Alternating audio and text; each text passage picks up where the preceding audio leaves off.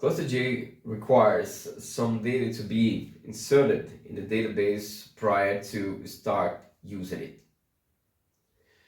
The first data to be inserted is the sys account.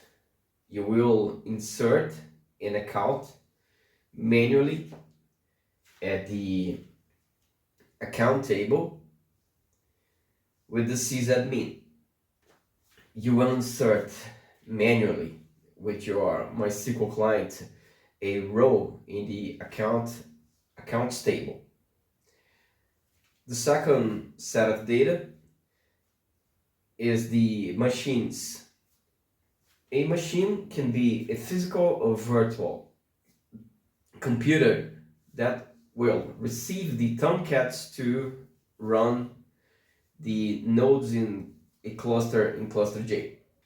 And the last set of data to be inserted is the ports. A port is a computer port to be used by the tomcat and the nodes.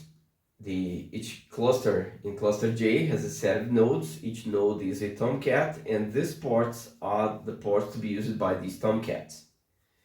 These ports must be reserved at install time. That is, you will choose a range of ports in each machine, and that's it. After these inserts are done in the ClusterJ accounts database, your setup database is ready to be used. Please subscribe, like our videos, watch as many as you can so we can be eligible for monetization. These resources will be used to make ClusterJ grow. Thank you for your attention.